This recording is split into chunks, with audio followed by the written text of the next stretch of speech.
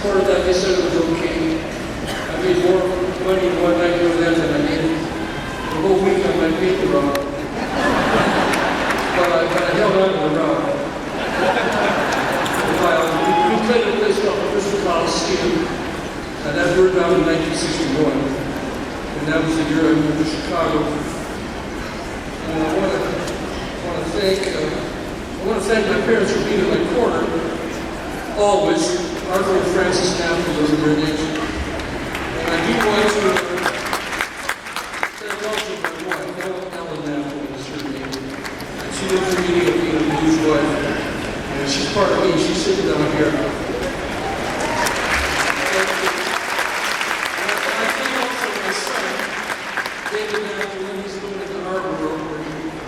His province, and he calls David Normal. But he flew out from the West Coast to be with us tonight. I thank him for that. And of course, I would like to thank the Rock and Roll Hall of Fame very much for acknowledging the Paul Butterfield Blues Band. And especially, I would like to thank the staff and all the different crews of the Rock and Roll Hall of Fame Museum and the Rock and Roll Hall of Fame Foundation. They were extraordinarily competent, skillful people, and they are very welcome.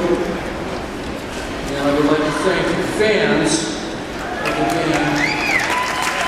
Turns out there's a lot of money there, and I thank you for voting and voting and voting. Right.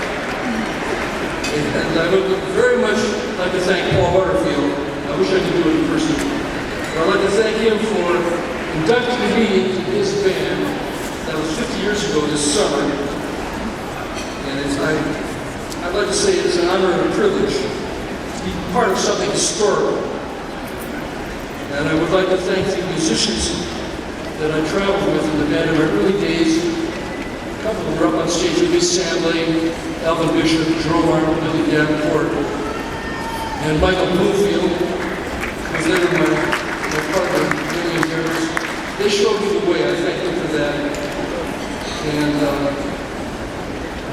I would also like to say that I would be remiss at this time if I did not mention the names of my other Paul Butterfield Blues bandmates. And they were, that are written here, never remember, but I know who it was. His trumpeter, Keith Johnson, tenor saxophone man, Gene Dinwiddie, alto saxophonist Dave Sanborn, and the very fine blues and jazz percussionist Philip Wilson. They're part of the Paul Butterfield Blues Band's legacy as well. And there is one more, a very dear friend of mine, and that's Bugsy Malin. Paul Butterfield conducted Bugsy Malin in the band, went on the Wilson Pickett Band. Great bass man. He was brought in the band to play bass and also as a featured vocalist.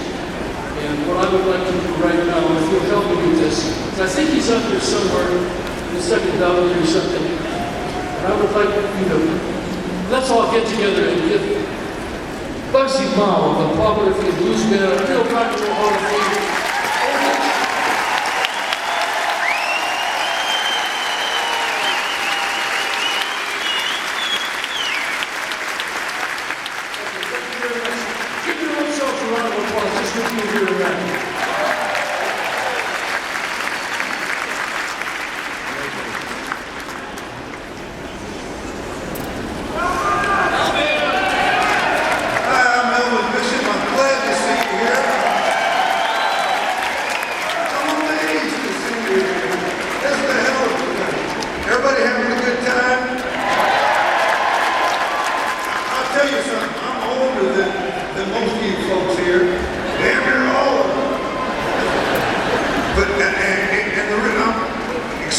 If I go back into a little bit of ancient history, I remember a time, believe it or not, when there was no rock and roll.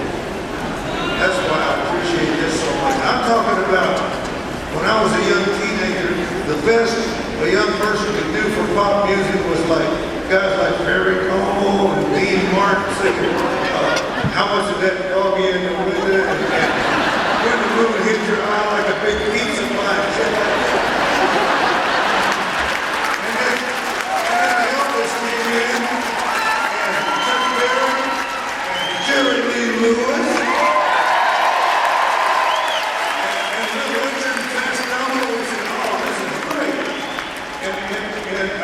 digging a little bit, and I found out that all those guys had one big thing in common: heavy blues roots. They had heavy. I started digging around and checking out blues and everything, and I found out it was all happening in Chicago.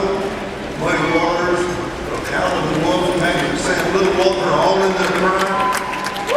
So I had to go to Chicago, and I did, and I got lucky. The first day I was there, I was walking around, and I saw a guy sitting on some steps drinking a quart of beer and playing blues. I said, this has got to be my type of guy. And I went over and made friends with him. It was Paul Butterfield. And I was real lucky because I was kind of on fire for blues, but I was real inexperienced. What they call in Chicago, the square is a pool table and twice as green. And I got to play. I ended up in a band with Paul Butterfield, Michael Bloomfield, and it's a damn shame that they can't be here tonight. And Mark Afterman and Sam Lay and Jerome Arnold, and wow, that was really lucky. I'm not going to bore you with any more stuff, but two things I'm glad about. That was a butt-kicking band, and we helped blues cross over to the regular public. We've done sent an example which was badly needed in those days, that people of different races can work together and do good.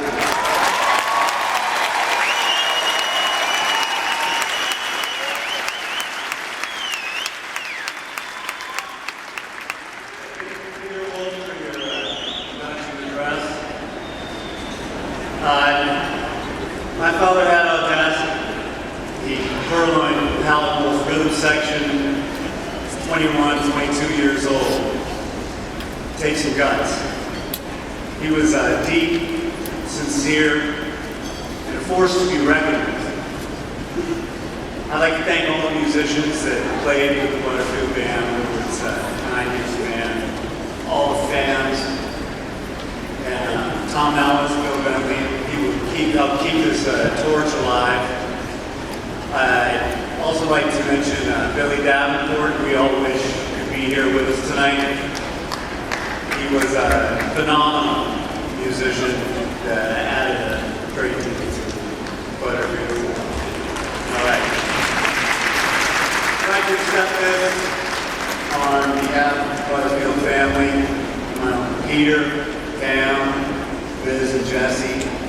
My loving mother, Catherine, most importantly, the love of my life, Kristen, who has been my best friend for over 25 years, my most trusted confidant. Without her love and support, I wouldn't have the life that I love so much now, and I wish my dad were here to share it with us.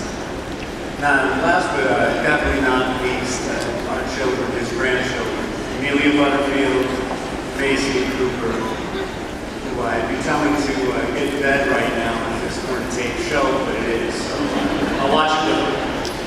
Anyway, thank you, Rock and Roll Hall of Fame, for conducting really a life-affirming honor. Congratulations, guys.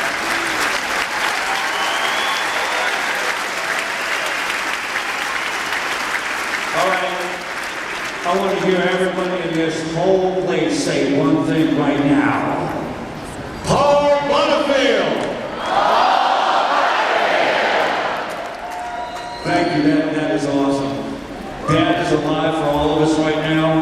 This is incredible. A lot of people have been fighting. He's been nominated 4 times. I don't know, the 4th time he gets inducted. Yeah!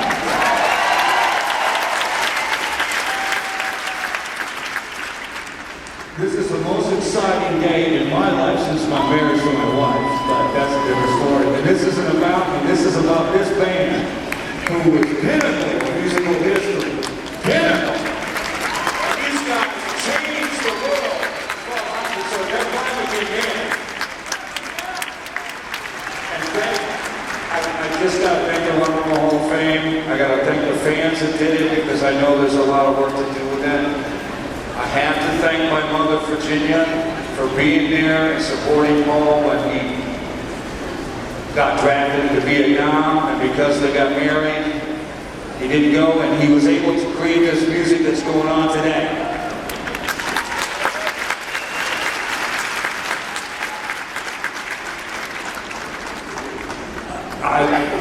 it took me 3 years to even listen to my father's music after he died. But after that, I think my father got out of his grave and said, "You wake up, you little shit, get it together." And been fighting for this all the time. Thank you guys, thank you.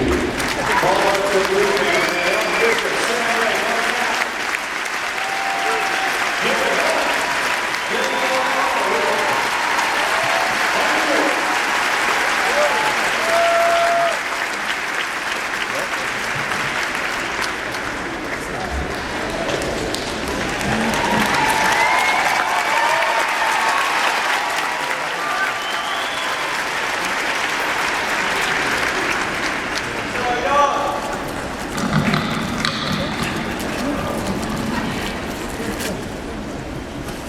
First of all, I'm not a very, very good talker here, but I can tell you from the depths of my heart, I love every one of you, and I appreciate every one of you. All the years, y'all Butterfield, trying to get through here, got through here. I am in the state.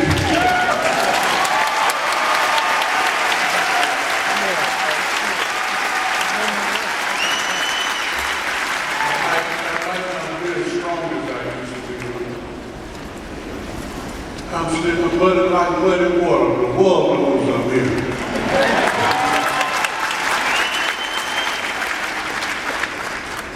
On behalf of the people of the Rock and Roll Hall of Fame, I'm mighty happy. Apparently somewhere out in life I made you all happy too, and I intend to keep on making you happy.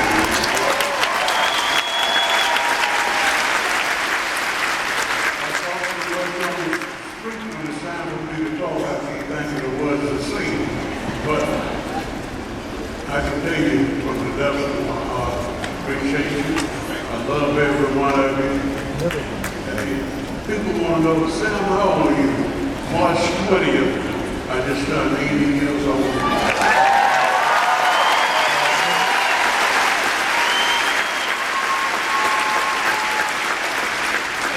I'm still here. I have people a lot of that. Sam, man, what keeps you going? I can tell you, but I don't want to keep you going. My wife, for one thing, my kids, and most of all, the person that really keeps me motivated. I'd rather see you motivated than see you agitated. But what keeps my motor running, what keeps me going, hoping I can stay 80 more years.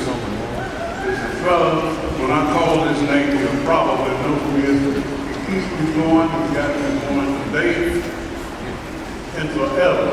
And we just love it, my family, we love it. And this was for Corky Seagull. We got Seagull here in the house with us.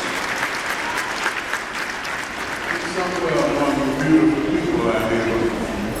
Could I have it one more time for Corky Seagull and Mike Parker?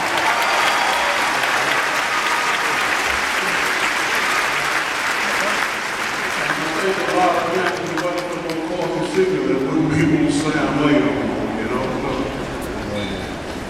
But from the depths of my heart, I appreciate all of you, who's ever on the committee, who's ever responsible for it. And all of you lovely people, fans, if you want to call them that, friends and fans combined, from the depths of my heart, thank you so much. And I just love you. Thank you.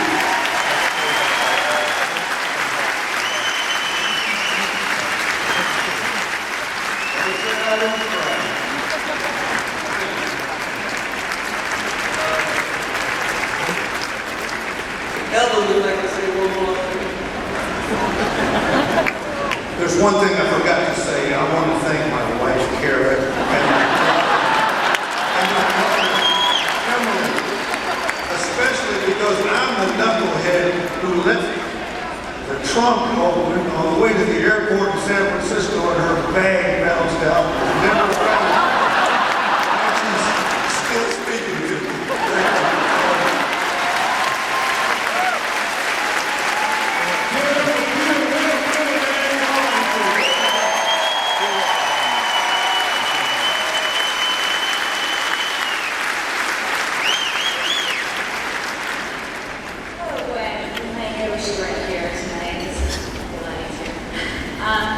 On behalf of my Butterfield, we would like to thank the Rock and Roll Hall of Fame and all the wonderful musicians who helped us go through this band.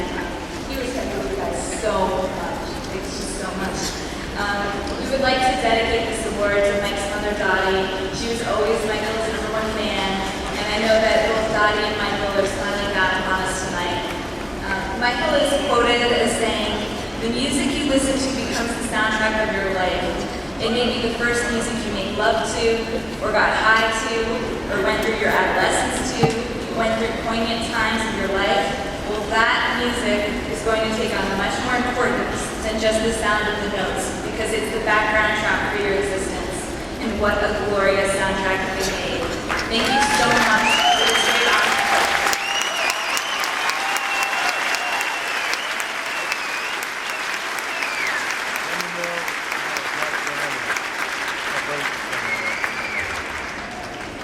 My name is Billy Boy Arnold. That means I sing nothing but the blues. You know, Ray Charles, when he was 9 years old, used to go down to Jacksonville, Florida to a cafe and listen to all kinds of music. They had classical music, jazz music, spiritual music, and then the low-down blues. Well, we called it the low-down blues, but he coined it the black bottom footies. He said you hear the jazz and then you want to hear tambourine, the original Sonny Boy Williamson, Elbow James, Muddy Waters. That's what he called the black bottom goodies. People call it Delta blues, but I prefer to call it what Ray Charles called the black bottom goodies. That's what I say. I'm not a member of the Paul Butterfield Blues Band, but I'm here on behalf of my younger brother, handsome bass player, Jerome Arnold. His real name is Romeo Arnold, and he changed his name when he became a teenager because he got teased a lot. People call him Romeo. So he called himself Jerome. I met Paul Butterfield, he used to go on Pepper's Lounge, and he was so good. Everybody said, "Did you hear this young white guy? He can play the harmonica just like Robo, you will all you guys." I went down to the city. Paul Butterfield was amazing. The public liked him. All the musicians liked him. He had a lot of charisma and a lot of outgoing. He just had personality plus. So him and Sam Blair and Elvin, my brother, we had a band together. When Paul would go out of town, he would ask me, say, "Can you play at my place, your band play at my place, till we get back?" Well, we played on the west side, the south side of Chicago, for the black audiences. We didn't play on the north side for the white audiences. But Paul played on the north side. So I played in this place on the north side. And so Paul got Muddy Waters, Junior Wells, Buddy Guy, Otis Rush. He got all of us to the north side. That's where the white people on the north side of Chicago heard the black bottom blues.